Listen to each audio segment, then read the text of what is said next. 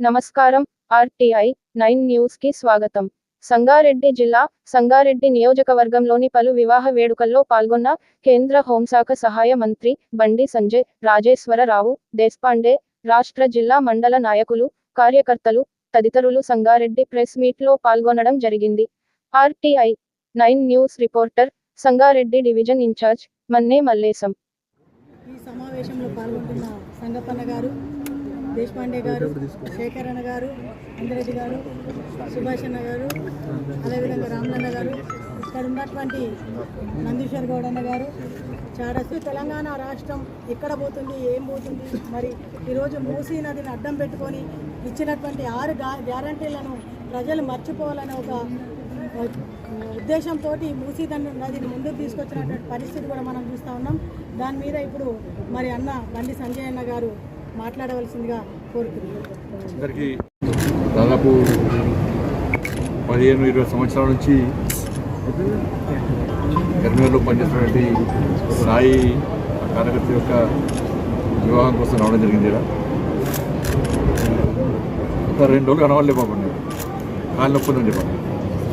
TRS పర్యవేక్షణ అయితే పాపం 2 రోజులు బండి సంజయ్ కనవడం కూడానే ఏటి బండి సంజయ్ అంటున్నారు. బీఆర్ఎస్ వాళ్ళకు పండుకున్న వాళ్ళు వేసిన ఏడవే కూడా బండి సంజయ్ గుర్తొస్తున్నారు. నిన్న మాట్లాడుతున్నారు బండి సంజయ్ ఏడవలే, 2 రోజులు కాలినప్పుడే అందుకే బయటకు వెళ్ళి మళ్ళీ బయటకు వస్తే మీ సంగతి చెప్పడానికి వచ్చింది. ముఖ్యంగా తెలంగాణ రాష్ట్రంలో కొనుగోలు సరిగా జరగకపోవడం వలన రైతులు నానా అవస్థలు పడుతున్నారు. ఇప్పటికీ ఇంకా కొనుగోలు కేంద్రాలు ప్రారంభించాలి. చాలా ప్రాంతాల్లో మొదట ప్రారంభించినప్పుడే ఇంకా దాదాపు 1700 కొనుగోలు కేంద్రాలు ప్రారంభించనే లేదు. కొనుగోలు కేంద్రాలు ప్రారంభించిన ప్రాంతాల్లో కొనుగోలు ప్రారంభం కాదు. రైతులు వడ్లను తీసుకొచ్చి కొనుగోలు కేంద్రాల్లో పోసారు. అక్కడ స్థలాలు లేకుండా రోడ్ల మీద పోసుకున్నారు. వాళ్ళ ఇంట్లో స్థలం లేకుండా పాపం ఎక్కడ ఇక్కడ పోసుకొని ఇవాళ ఒక భయానక వాతావరణంలో జీవితాలను కొనసాగించే పరిస్థితి రైతులు. రాష్ట్ర ప్రభుత్వము ఇసలు టార్గెట్ ఎంత అంటే 90 లక్షల మెట్రిక్ టన్ ఇసలు టార్గెట్. ఇవాళ 17వ తారీఖు, నవంబర్ 15వ తారీఖు వరకు ధాన్యాన్ని కొనుగోలు చేయాలి. ఇవాళ 17th, ఇవాళ 15వ తారీఖు అయిపోయింది. 20 లక్షలు కాదు కదా, దానిలో సగం కూడా కొనుగోలు కాదు. సగం కూడా కాదు.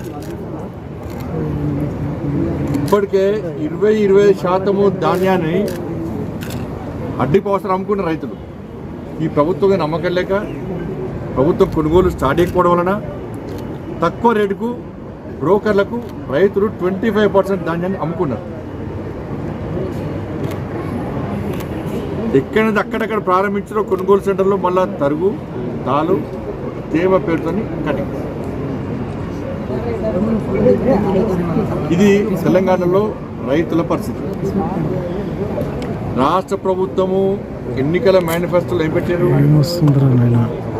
ధాన్యానికి సన్నపొట్ల దొడ్డొట్ల ఇవ్వలే, ధాన్యానికి 500 రూపాయలు బోనస్ ఇస్తామన్నారు. మళ్ళీ ఇప్పుడు ఏమంటున్నారు?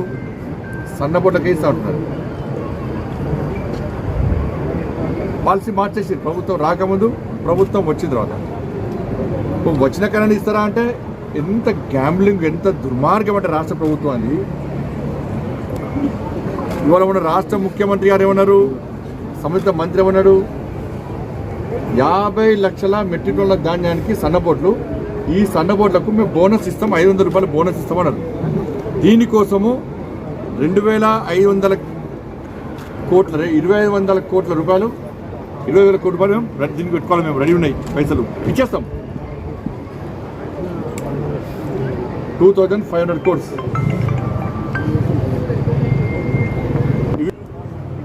ఆల్రెడీ 25% అమ్ముకున్నారు ప్రభుత్వం కొనలేక. ప్రభుత్వం ప్లాన్ ఏంది? ఇంకా కొంచెం కొనుగోలు ఆలస్యం చేస్తే ఇంకో 10% కూడా అడ్డిపాసలు తక్కువ రేటుకి అమ్ముకుంటారు. మద్దతు ధర కూడా లేదు దానికి. 1800, 1700, 1900కి అమ్ముకుంటున్నారు. కేంద్ర ప్రభుత్వం ఇచ్చిన మద్దతు ధర ఎంత అంట? 2300. ఇక ఇంకా ఇట్లా లేడీ కావాలని లేడీ ఇస్తుంది ప్రభుత్వం. లేడీ చేసి